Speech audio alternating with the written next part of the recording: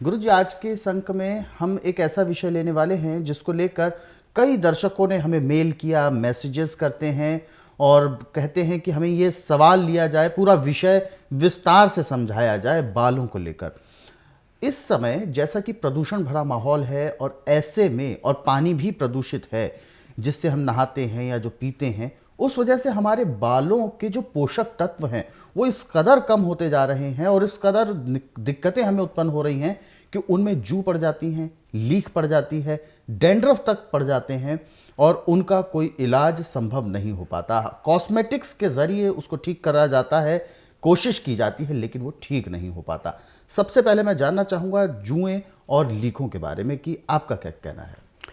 देखिए, जुएं, लीकें, डैंड्रस के लिए आयुर्वेद में एक नहीं सैकड़ों नुस्खे हैं, परंतु जो अभी मैं आपको टीवी के माध्यम से बता रहा हूँ, ये नुस्खा बहुत आसान है और ये नुस्खा जब आप एक बार अपनाएंगे तो ना तो डैंड्रस रहेगा, ना जुएं रहेंगे, ना उसकी लीकें रहेंगे। अब तुलसी के पत्तों का रस निकालने करीबन 10 ग्राम, 10 ग्राम उसमें नींबू का रस मिला लें। अब इस 20 ग्राम दोनों के मिक्सचर को बालों की जड़ों में अच्छी तरह रचाएं और उंगलियों से ऐसे जड़ों में रचाना है, बालों में रचाना है। और उसके बाद सूती कपड़ा सिर में बांध लेना, जैसे सरदार ढट्ठी बांधते हैं ऐसे बांधना है। अब जितनी भी जुएं लीकें हैं 15 मिनट के अंदर अंदर इनका सर्वनाश हो जाएगा।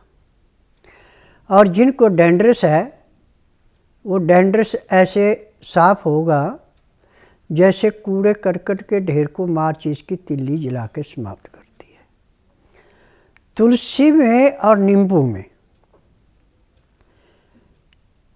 हर किस्म के रोग को काटने की जो शक्ति है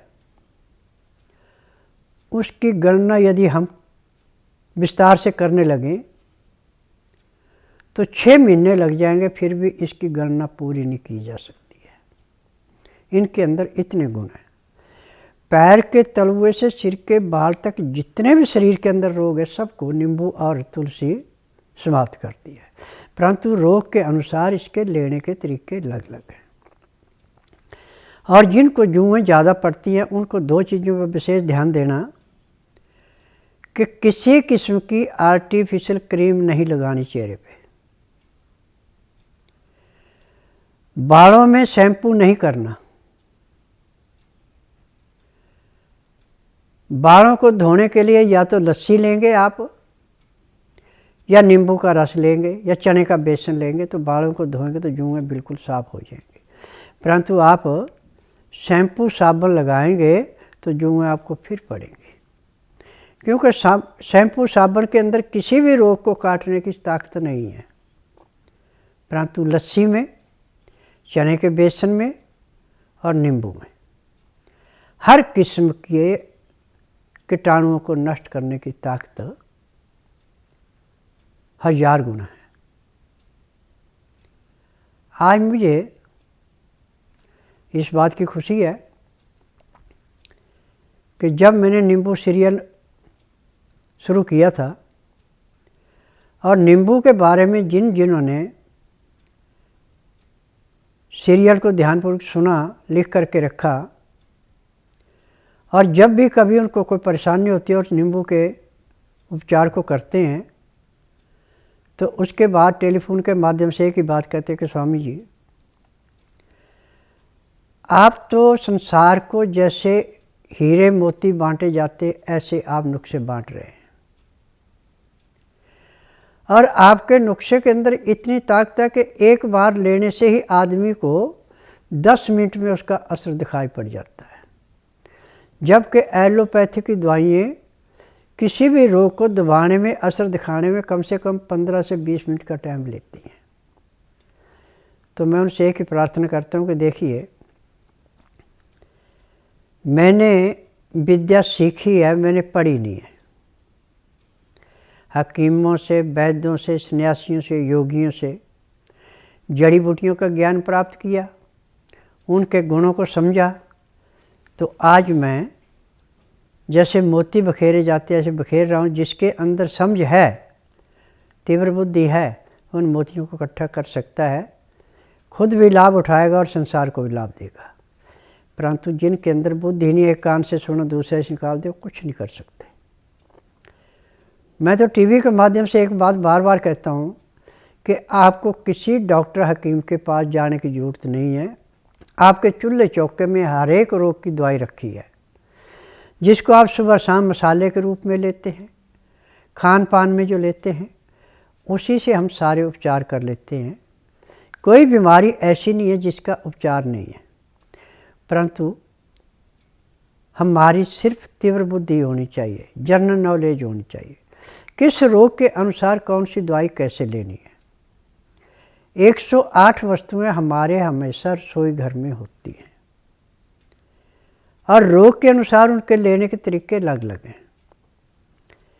अब जुएं लीखों पे जो मैंने बात की, जो नींबू का रस 10 ग्राम और 10 ग्राम तुलसी का रस मिला के बालों में रिचाते हैं, अब आपको एक ही दिन में जुओं से पूरी मुक्ति मिल जाती है। परंतु हफ्ते में 3 बार यदि आप सिर धो लेते 1 महीना भर, तो ना तो आपके सिर में डैंड्रस रहेगा, ना आपके बाल झड़ेंगे, न समय से पहले सफ़ेद होंगे, और बालों में ऐसे चिकनाहट रहेगी कि पता नहीं आपने कितना किसमें तेल लगा रखा है। ये तुलसी के रस की और नींबू के रस की देन है। और बालों में ऐसे चमक आती है जैसे आपने डाई कर रखे हैं। ये तुलसी के रस में और नींबू में गुण है। परंतु एक बात का ध्यान रखना कि चीनी आपको बिल्कुल छोड़नी पड़ेगी। चीनी से जो कई साइड इफ़ेक्ट पड़ते हैं और जो फिर आपको दोबारा पड़ेंगे।